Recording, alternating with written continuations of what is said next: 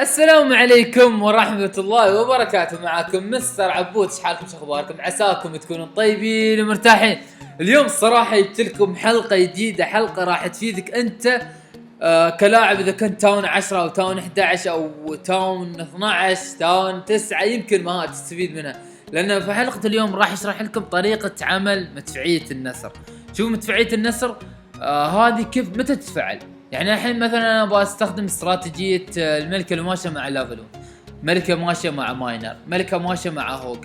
فمثل ما تعرفون يعني يوم تستخدم الملكة الماشية تبغى تكسر انت وايد مباني، لازم تكسرها مباني رئيسية واساسية قبل ما تتفعل مدفعية النسر. يعني مثلا صواريخ، مثلا الانفيرنو، تذبح الملوك، تذبح الدعم. فانت ما تبغي مدفعية النسر تضربك وتخرب عليك الهجمة. فبحلقة اليوم راح تعرف بالضبط كم من الجيش لازم تنزله قبل ما تفعل مدفعية النسر.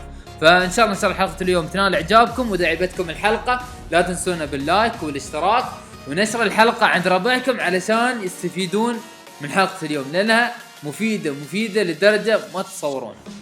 فما راح اطول عليكم المقدمة، خلينا نبدأ مع الشيء الاساسي او الشيء الاول في حلقة اليوم، اللي هو مدفعية النسر. مدفعية النسر مثل ما تعرفونها مثلا ليفل 3 اللي هو المستوى الاخير. فعلشان تتفعل لازم تنزل 200 من مساحة الجيش. اذا نزلت 200 من مساحة الجيش اللي وياك راح تتفعل مدفعية النسر. اما اذا نزلت 199 ما راح تتفعل مدفعية النسر. هذا الشيء الاول.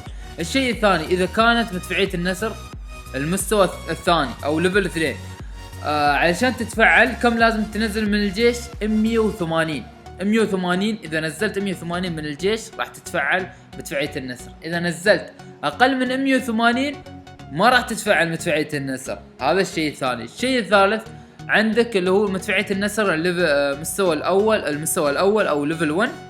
اذا نزلت 160 من مساحة الجيش راح تتفعل. اذا نزلت 159 ما راح تتفعل. فهمتوا؟ شوفوا هاي الصورة اللي الحين قدامكم لازم تحفظونها عندكم، لازم تحفظونها. فخلصنا من الشيء الاول والشيء الرئيسي. الحين الشيء الثاني اللي هو الجيش. لازم تعرف الحين عندك خلينا ندخل عند الجيش. عندك مثلا الارشر والباربر 1، الجاينت 5 من مساحة الجيش ياخذ، التنين 20، البالون 5، الهوك 5، مثلا بيبي دراجون 10، بيبي دراجون وينه 10. فهذا الجيش لازم تفهمونه. عرفنا الجيش خلاص. الحين ننتقل مع الخلطات العادية. الخلطات العادية الله يسلمكم 10 مساء ياخذون 10.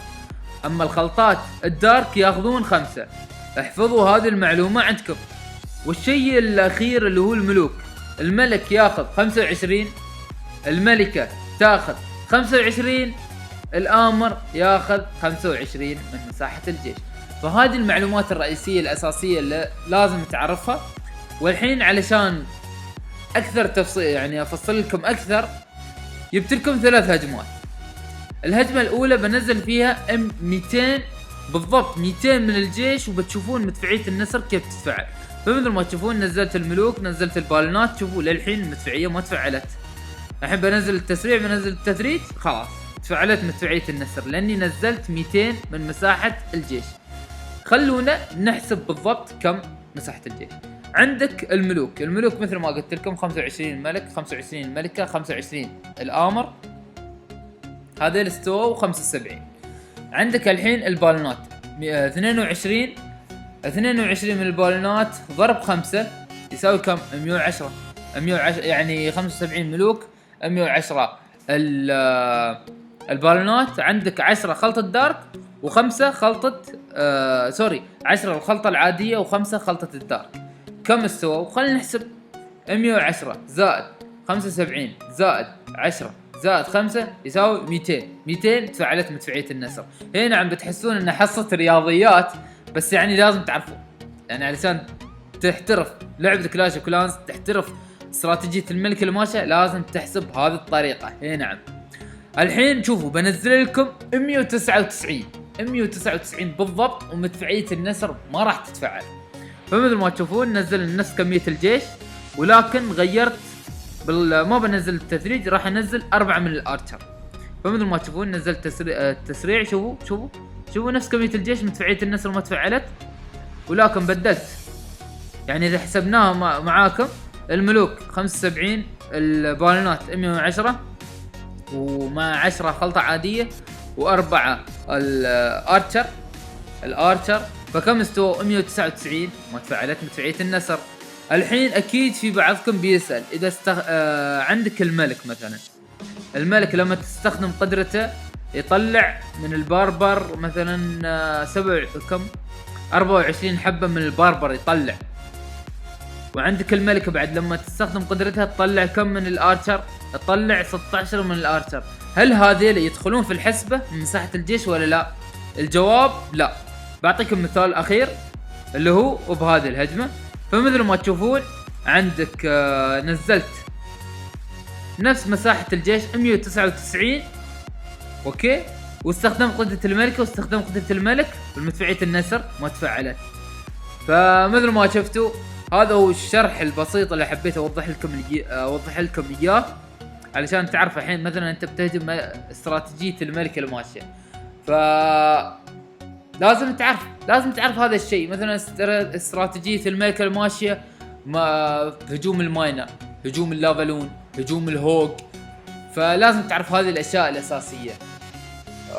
ما حبيت اطول بحلقة اليوم، بس حبيت اشرح هذه كم النقطة هذه. خلينا نشوف الحين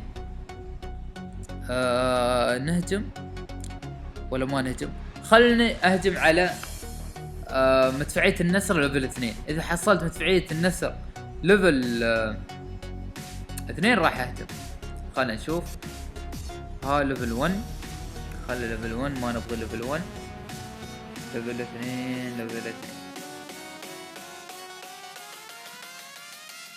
خلينا نشوف. شوفوا الحين راح انزل 180 من مساحة الجيش، ما راح تتفعل مدفعية النسر. شوفوا راح انزل 20 من البالونات،